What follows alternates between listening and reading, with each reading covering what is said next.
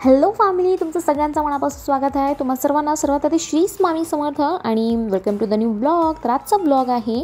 स्टार्टिंगमध्येच तुम्ही बघितलं आहे की महालक्ष्मीची पूजा आपण करणार आहे. जसं की मार्गशीर्ष महिन्यातलं गुरुवारची पूजा आपण आज करणार आहे. तर त्याची मांडणी कशी आहे किंवा मी पूजा कशी केली ते बघूया आपण. तर जिकडे पूजा आपल्याला मांडायचं आहे तिकडे सर्वात आधी गोमूत्र शिंपडून घ्यायचं आहे आणि त्याने पुसून घ्यायचं आहे. त्यानंतर आपल्याला एक चौरंग ठेवायचा आहे. त्यावर एक व्यवस्थित सुंदरसं कपडा ठेवून घ्या. तुम्ही लाल, पिवळा, निळा, हिरवा कोणताही ठेवू शकता, काही हरकत नाही. त्यानंतर सुंदरशी एक अशी रांगोळी आपल्याला काढायची आहे. आता मी यावरती लिहिलेलं आहे ओम श्रीम. श्रीम हा आई लक्ष्मीचा बीज मंत्र आहे म्हणून मी श्रीम लिहिलेला आहे. आणि महालक्ष्मी नमः. कधी कधी असं म्हणतात ना, खूप जास्त शिकलेले असलं तरी पण येड्यापणासारखं करतात. हे लक्ष्मीम नमः असं लिहिलेलं आहे. सर्व पूजा संपूर्ण झाल्यावर मला डोक्यात आलं, अरे लक्ष्मी नमः म्हणजे जे य वरती दिलेलं आहे ते म वरती द्यायला पाहिजे होतं. असं होतं कधी कधी. सगळ्या गोष्टी कळूनही आपल्याकडून भरपूरदा चुका घडत असतात, पण मान्य करणं हा महत्त्वाचा असतं. तर चला आज आपण आईची कुंकुम अर्चन तर करूयाच आपण. त्यासोबत आईचा अभिषेक करूया. तर पंचामृत मी आधी बनवलेलं आहे. पंचामृताने आईचा अभिषेक केलेला आहे. आणि हा संपूर्ण पूजा होईपर्यंत ओम ऐं ह्रीं क्लीं चामुंडाय विच्चे 99 मंत्राचा अखंड नाम जप आपल्याला करत राहायचा आहे. कोणीही एक असा टाईम तुम्ही निवडा तुमच्या पूर्ण दिवसामधलं, ज्यावेळी तुम्हाला कोणी डिस्टर्ब करू नये. म्हणजे पूर्ण आपली जी वेळ आहे आपण आईला समर्पित करत असतो. तर पूर्ण पूजा होईपर्यंत मांडणी जे काही तुम्ही करणार आहे, पुस्तक वाचेपर्यंत 99 मंत्र अखंड नामजप करायचं आहे. आता यामध्ये मी पंचामृत मी केलं. त्यानंतर हळदीचा अभिषेक घातला आईला आणि त्यासोबत कुंकूचा अभिषेक नाही तुम्ही घातलेला आहे. पहिला गुरुवार आहे तर इतर जे नंतरचे जे गुरुवार येणार आहेत नक्की घाला, कारण आईला कुंकूचा हळदीचा अभिषेक प्रिय आहे, आवडतं. आणि त्यानंतर आपण आता त्यावरती एक स्वास्तिक काढून घेऊया तांदळाने. खूप साधी आणि सोपी अशी गुरुवारची ही मार्गशीर्ष महिन्यातला पूजा आहे. पण याचं फळ जे आहे ते खूप चांगलं आहे. तुम्ही पण करा, साधासुद्धा करा. काही मोठा आपल्याला खर्च वगैरे लागत नाही आहे आणि वेळही लागत नाही. खरं म्हणजे वेळही लागत नाही. अवघ्या अर्धा तासामध्ये किंवा 1 तासामध्ये मांडणी आणि वाचन सगळं होऊन जातं. काहीच वेळ लागत नाही याला. तर जे कामाला जात असतात त्यांच्यासाठी पण खूप चांगलं आहे. म्हणजे सगळ्यांसाठीच करा. आता मी एक तांब्या घेतलेला आहे. त्यामध्ये काय टाकायचं आपल्याला, हळद, कुंकू, अक्षता, 1 रुपयाचा नाणं आणि सुपारी एवढं टाकलं. त्यामध्ये तुम्ही दुर्वा जर तुमच्याकडे असेल तर तेही टाकलं तरी उत्तम आहे, पण मला काही दुर्वा भेटला नाही. आणि त्यानंतर मग मी आणि ही जी पूजा आहे ती आम्ही आता दुसऱ्या घरामध्ये शिफ्ट झालेलं आहे. त्या घरामध्ये ही पूजा मी केलेली आहे. त्याचा व्हिडिओ बी लवकरच घेऊन येणार शिफ्टिंगचं. आणि आता ह्यामध्ये मी आई लक्ष्मी जे आहेत माझ्याकडे, जे आता मी ज्यांना अभिषेक घातलेला आहे ती पण आई लक्ष्मी आहे. ते पितळची मूर्ती आहे माझ्याकडे.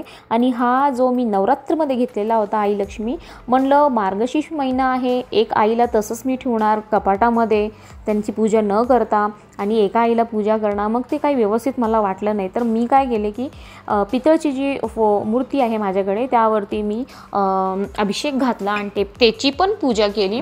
आणि त्यासोबत जे कपाटात मी ठेवलेला आहे त्याची पण मी परत काढून पूजा केलेली आहे. म्हणजे तो कसं आहे की त्याला अभिषेक आपण करू शकत नाही, कारण तो एक वेगळा प्लास्टिकचं असतं ना, खराब होऊन जातं, असं काहीतरी चिटकून जाईल असं काहीतरी वाटतं. स्टोन वगैरे लावलेले आहेत म्हणून मी त्याला अभिषेक नाही केले, पण तसंच पुसून धुवून त्यांना हे केलं. आणि त्यानंतर मी त्यांना हे काय म्हणतात आपल्याला, गुलाबजल, गुलाबाचा अत्तर असो किंवा गुलाबजल असो जे तुमच्याकडे आहे ते आपल्याला लावायचं, अत्तर वगैरे. त्यांना व्यवस्थित शुद्ध पाण्याने आंघोळ वगैरे घालून.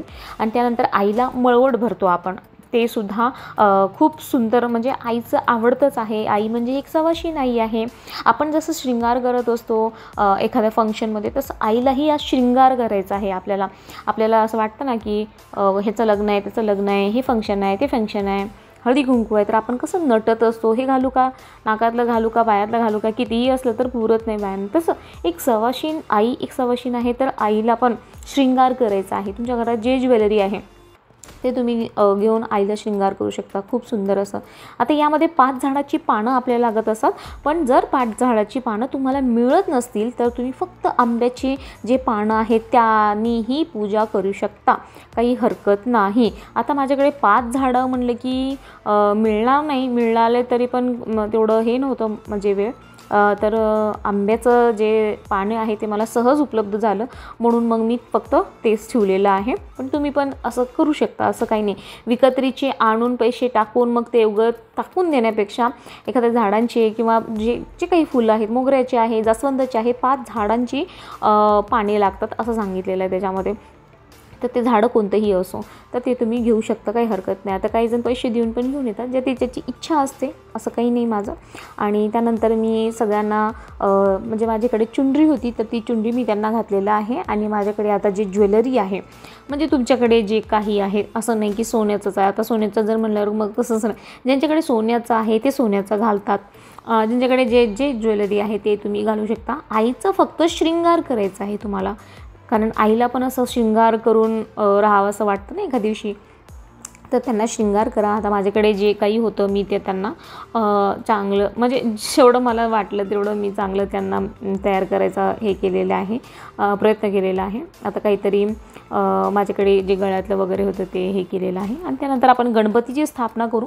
गणपतीची स्थापना करा. आपल्या देवारातले जे गणपती आहे किंवा तुम्ही जर सुपारीची स्थापना केली तरी काही हरकत नाही, पण गणपती तुमच्याकडे जर आहे ना तर माझं असं म्हणणं आहे की तुम्ही गणपतीचीच स्थापना करा.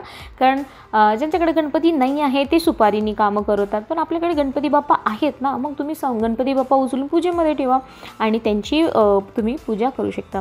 आता यामध्ये फुलं वगैरे जे आहे ते मी आईला समर्पण करणार आहे.